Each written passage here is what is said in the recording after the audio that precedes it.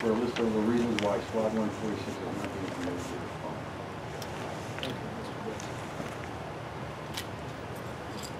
Oh, I'd like, does anyone else want to? You sure? Okay. Sean O'Connor, 152 Hickory Corner Road, apartment 313, East Windsor, New Jersey. Oh, thank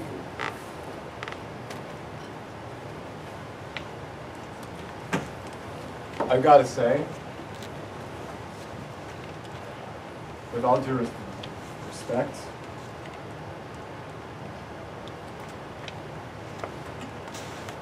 I honestly think your style of governance is arrogant.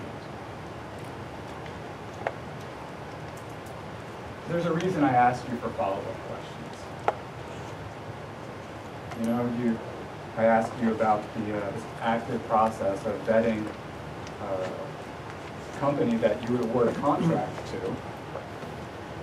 Give some vague answers that really don't alleviate any of my concerns that I'm sure residents will have as they learn more about this.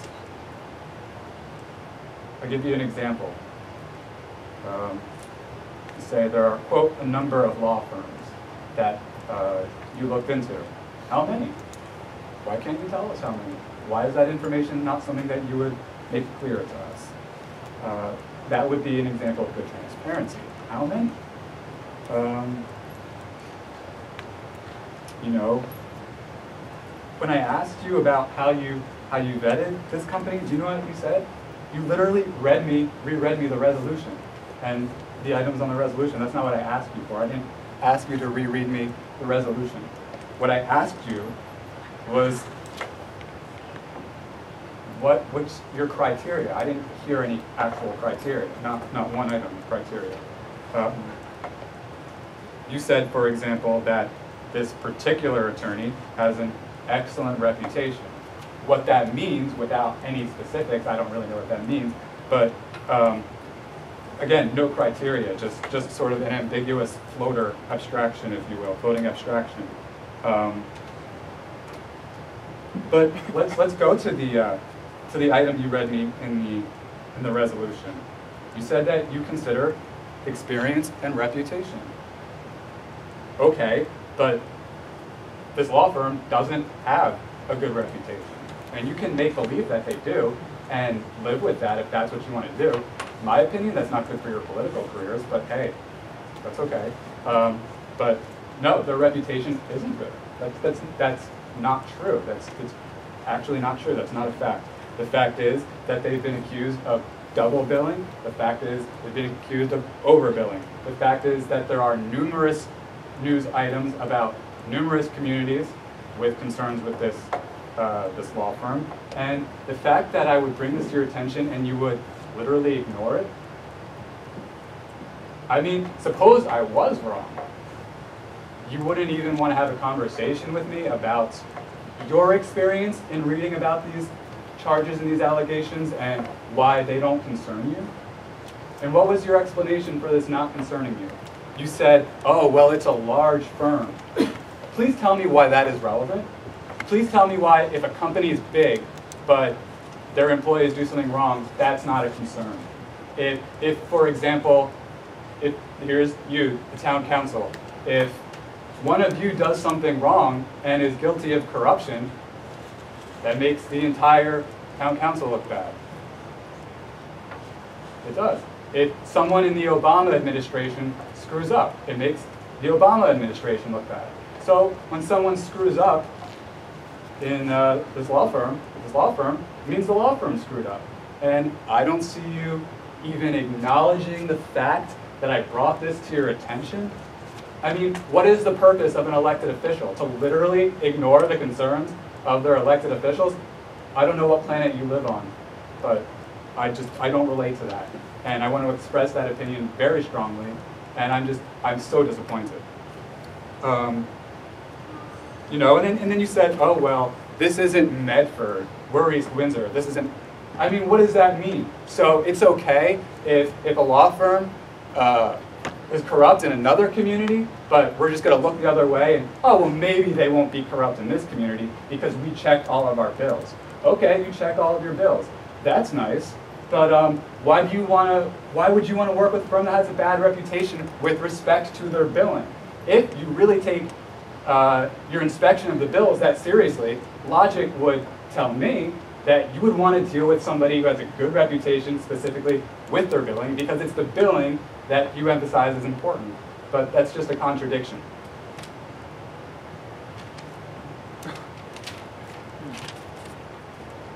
You say his knowledge is astounding. I think it's astounding to me that you just overlook everything I say to you. And that's what I want to say about that. It would be very nice if you would actually acknowledge the concern, but I have other concerns that I brought with me tonight. There were some statements made at the last meeting that did not ease concerns that I raised about transparency. In fact, this seems to be a trend. It's almost like I come to you, I have questions that are pertaining to some decision you want to make, and or a concern of mine, and you ignore it, or you you overlook the question. For example, specifically, I asked you about why the open space plan does not document over the years the 1,000 plus acres of open space that East Windsor acquired. What was your answer to that question? Oh, the information is in the recreation open space inventory. But I didn't ask you about that. I didn't ask that. I didn't ask about the Rossi. I asked about the open space plan. And I asked why you haven't attached to the open space plan information about open space acquired over the years. And here's why I bring this up. And why I'm so disappointed to have just yet another question overlooked and ignored. Suppose a resident wants to get information about open space in East Windsor. You direct them to the open space plan. Why should the resident then have to ask, where's the 10 years of information of additional acreage? I mean, in my opinion, part of good transparency is actually making it easy for the people to know what's going on in their community. Invite them into the process. Another example, why don't we have meetings in the other room? It's inviting. It's a small room here. It's not as inviting. I did digress there, I apologize. So the point that I want to make is that it's ridiculous that a resident should have to file an OPA request for the open space plan and then not get the information that they're looking for relating to the open space plan, and maybe find out that they have to file another OPA request for the Rossi. So, if you would acknowledge my concerns and take them actually very seriously, I would appreciate that. And again, I really do have to hit on this issue of awarding the contract to the law firm. I'm just very upset about this because they did something wrong. The law firm did something wrong. There was a report issued by the former comptroller of the state of New Jersey. That's a pretty high-level authority saying they did something wrong. And you decided to go ahead and award a contract to a law firm that did something wrong. That's unacceptable. Unacceptable. Thank you.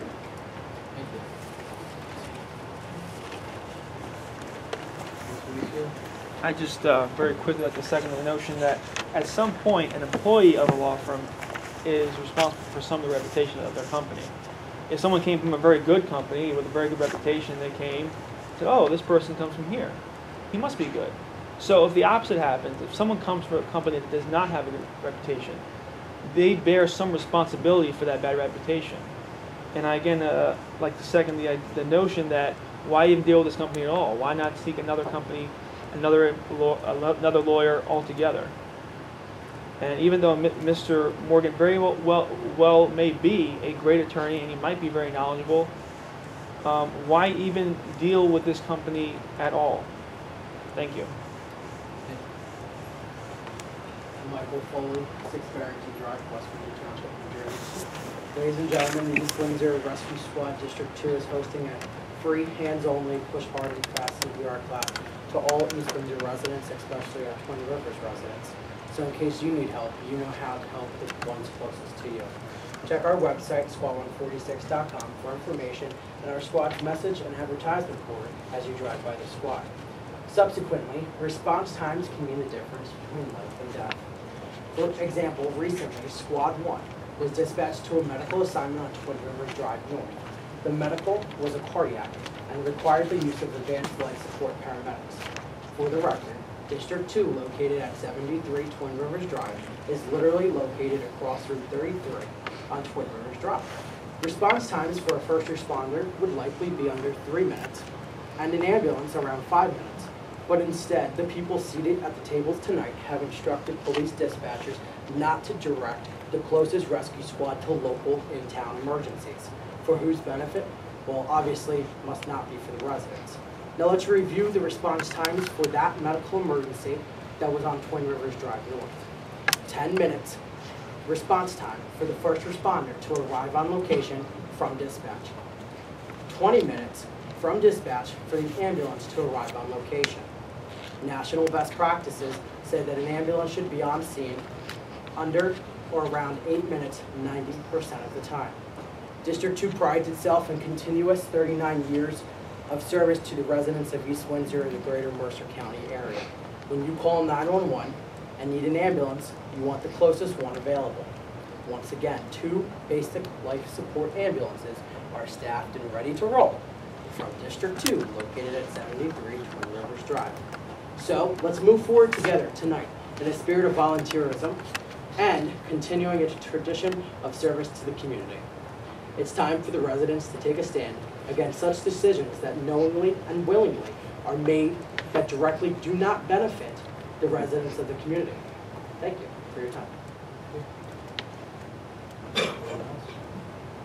I would like to say one last thing, Mayor, actually, if I may. Sean O'Connor, 152 Hickory Corner Road, apartment. One last thing, because you're going to use your time up. Oh, well, do appreciate your generosity, man. I would like to hear a response from you about the response times.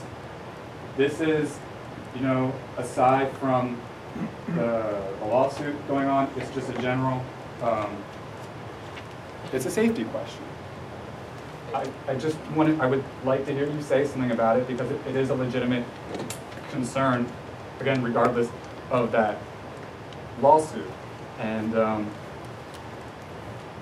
the importance of you allowing people, I think, to actually have a dialogue with you. Like when you give an example of this gentleman trying to talk to you about his concern with respect to response times, he will say what he has to say, then you will say meeting adjourned, and there will be no response to what he said. So, in your opinion, what's the purpose of a public comment if you're not going to address what the public says? I would really like to know your opinion on that, because it would seem to me that it doesn't belong in your mind because you don't interact with it. You don't seem to appreciate it. And I just want to state for the record that I think it's one of the most important things because you want to have members of the community have faith and confidence in their elected officials.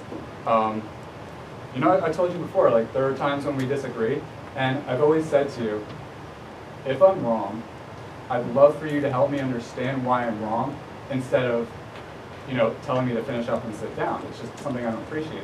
But just more generally, I mean, it seems to me like it's just not conducive. So, you know, I'd just like to posit the idea that you might actually want to respond to us before you cut us off. As I have said, pretty much every meeting I ever go to here, you're pretty much the only township that doesn't actually interact with the community when they come to speak to the town council meeting. Thank you very much. We responded to those things before. The meeting is adjourned. We have a closed session, so if everyone could please clear out so we can get to that. Just leave the camera. Good. Sorry. Sorry.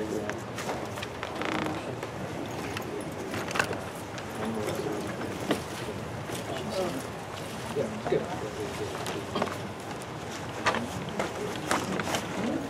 You know, you have any questions? Good night.